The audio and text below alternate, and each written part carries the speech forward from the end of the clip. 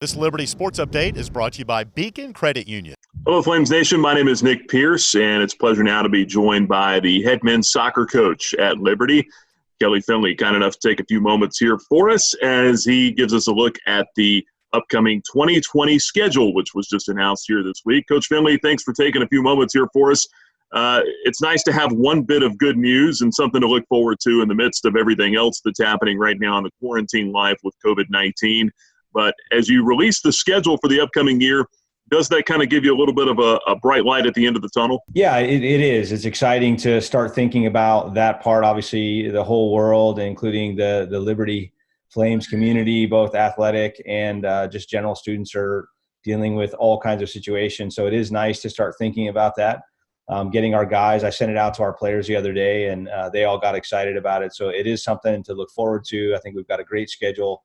Our guys we have a group chat going, of course, and there's good banter on there, and so the guys were pretty pumped and getting excited about some of the opponents and just thinking, like you said, about looking forward. Well, you look at the schedule. You've got 3 exhibition games to start things off: Virginia, East Tennessee State, and VMI. A couple of those are at home. UVA on the road. But then that really sets you up for the schedule itself. You got some good home games coming up this year, Radford, an in-state rival, and then, of course, North Carolina coming to Lynchburg on September the 7th, Navy coming in on September the 22nd. When you were putting this schedule together, did you feel like that your team was kind of ready for a challenge here? Well, yes and no. I mean, I think we're really excited about our recruiting class coming in, the quality of the guys, learning. We learned a lot last year. Didn't have a great season necessarily, but learned a lot. And sometimes you learn from a lack of success more than you learn from success. So I do think our team is ready for that. Sometimes you have to take games. Like if you have a game from UNC and they want to come play at Liberty, you take that game. But yeah, we're excited about, the quality we have, but, you want to be a great team. And that's our goal. Is we don't want to settle for just being okay and just playing teams that we think maybe we can get ahead of all the time. We want to focus on being the best we can be. And we talk to our guys all the time about, we're training every day like we're going to play for a national championship. And we've tried to set a schedule up that'll help us to get there. Going through the second season now in the ASUN, do you have a little bit better idea of what to expect from the competition there? Absolutely. It's a tough league. There's a lot of travel. The teams are all very, very different. Going to Florida a couple times and then going to New Jersey, and this year adding Bellarmine in. It's always unique and different and changing, but it gives me a sense of what the teams play like, what the coaches set their teams up to do, and then being able to plan better. Last year, we just kind of had a schedule that was set, so we weren't able to tweak and change and prepare. So this year we have several games where we have a conference game on a Saturday, then we have the whole week to prepare for that, which is ideal. Also, too, you mentioned the travel with the non-conference schedule. Pretty much all of those seem to be bus rides, right? I think the longest one's like 5 hours to Pittsburgh, so it kind of offsets a little bit there, too. Was that kind of by design?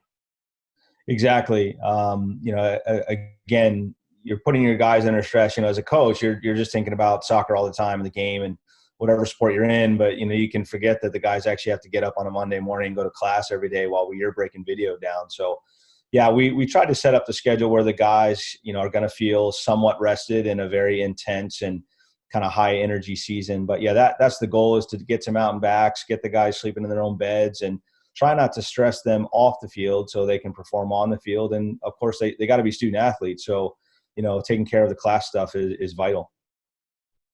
Lastly here, how do you feel about the team that you have coming back? And in this time of uncertainty right now, when you communicate with them, what types of things are you telling them as far as staying in shape and being able to really prepare for that fall season coming up, even though there's really no spring practices or anything?